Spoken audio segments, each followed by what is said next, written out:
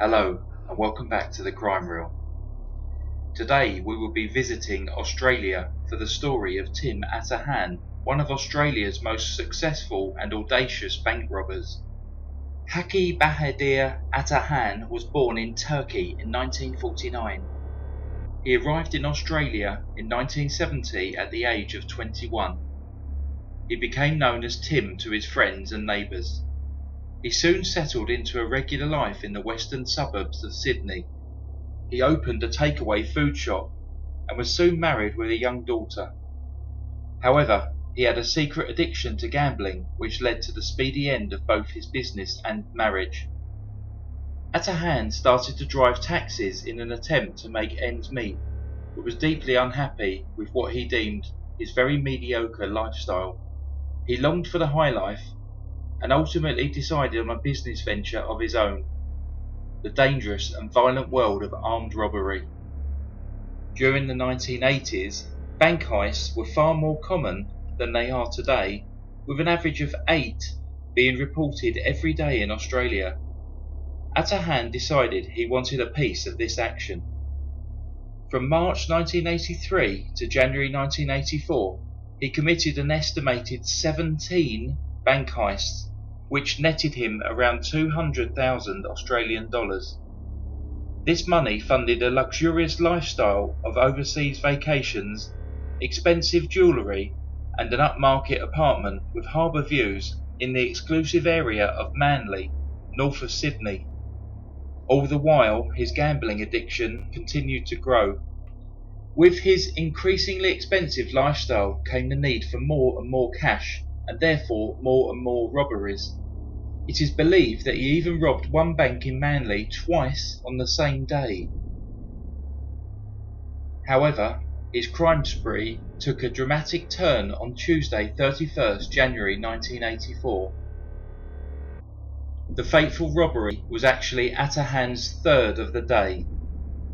On an extremely hot January morning, he caught a ferry from Manly to the city where he robbed 2 separate banks in MACQUARIE place. He had already made more than 17,000 Australian dollars on that morning, but he still wanted more. He was one of Australia's most skilled bank robbers, evading police at every turn, so felt invincible continuing this criminal streak. He was described as an extremely arrogant and ruthless man and vowed that no cop would ever take him alive. At around 10:30 a.m, Atahan stormed his third bank of the day, the Commonwealth Bank in George Street, Sydney, demanding, "Give me all the 50s," as he shot his gun in the air, shattering glass everywhere. As soon as the manager, Graham Stewart, heard the commotion, he immediately raised the alarm. Police were already on high alert due to the current spate of robberies, and they were incredibly quick to respond.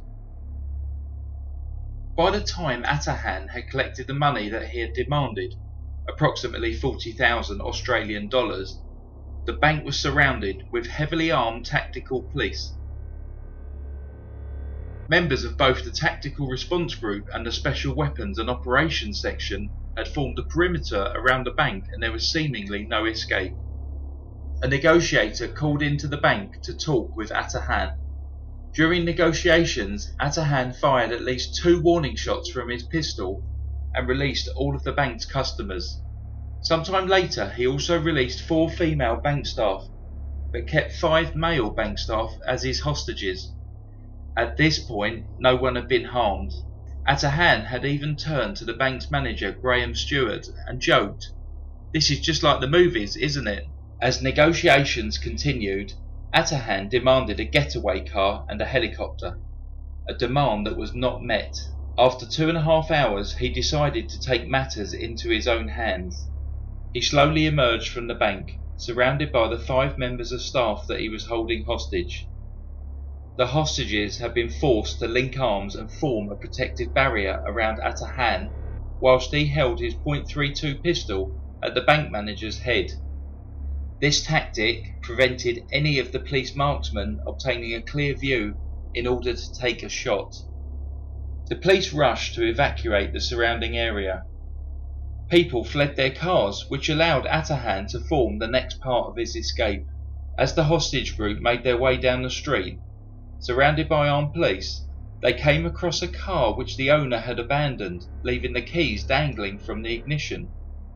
Atahan forced the 5 hostages into this blue Datsun sedan, with Graham Stewart being forced to drive.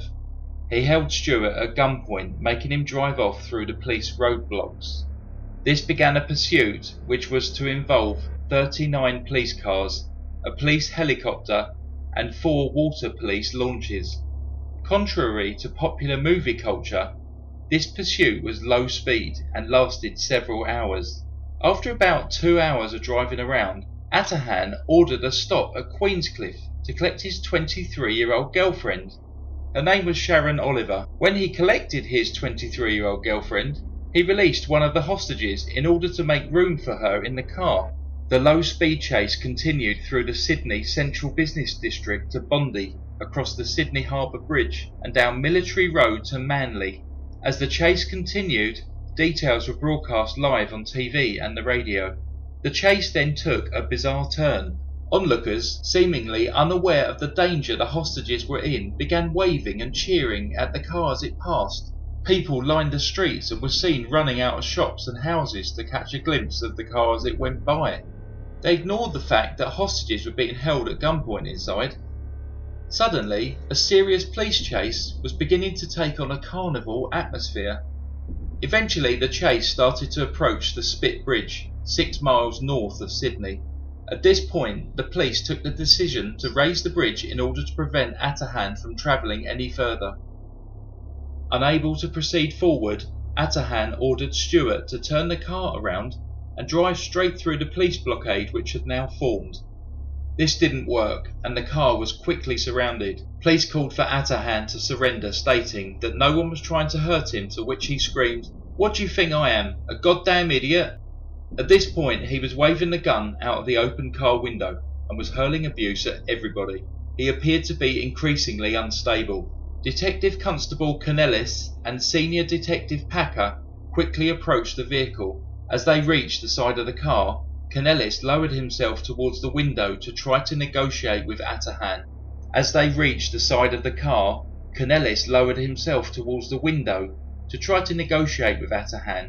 Who still had the gun pointed at Graham Stewart's head. Mr. Stewart then recalled a shot which deafened him. Atahan had changed his aim very quickly, turning to shoot Detective Constable Cornelis at close range between the eyes. The bullet hit Cornelis on the bridge of his nose and he immediately collapsed back against his vehicle. Other officers quickly opened fire. Detective Packer fired one shot at Atahan, shattering the window of the car. His shot went between the hostages, through the headrest of the car into Atahan's head. Another detective shot a round through the back window, which also struck Atahan, who died at the scene shortly after. The hostages and Sharon Oliver were removed from the vehicle. Graham Stewart had been wounded in the leg and the others were sprayed with glass, but none sustained any major injuries. Sharon Oliver was cleared of any involvement in the events of the day and did not face any charges. Detective Constable Cornelis was rushed to hospital, where it was found that the bullet had entered his skull through the bridge of his nose. It had hit the back of his skull before travelling down his throat and then became lodged under his collarbone. By some miracle, the bullet had not caused any major damage, and Cornelis went on to make a full recovery. At the inquest into the events of that day, the actions of a Dr. Carl Hughes were extensively praised. Dr. Hughes offered his help to police after being stopped near the bridge before the shooting. He had previous experience in treating gunshot wounds. Dr. Hughes said that he had watched Cornelis approach Atahan's car. After the shooting, Cornelis had been bleeding heavily from the mouth and nose and was having great difficulty breathing. Dr. Hughes positioned his head so that blood would not enter his trachea and lungs. Had the doctor not been nearby at the time of the shooting and Cornelis had been laid on his back during efforts to keep him alive, he would have died at the scene. Thankfully, Cornelis returned to work after just 4 months of recuperation and later received a bravery award for his actions that brought this lengthy hostage drama to an end. A number of years later, Cornelis retired from the police force, with the bullet still lodged in his shoulder. At the time of his death, Atahan had just 467 Australian dollars in his bank account. Sharon Oliver told police that Atahan had attempted to explain his actions during the car chase. He informed her that he was only committing the crimes to provide for his estranged young daughter.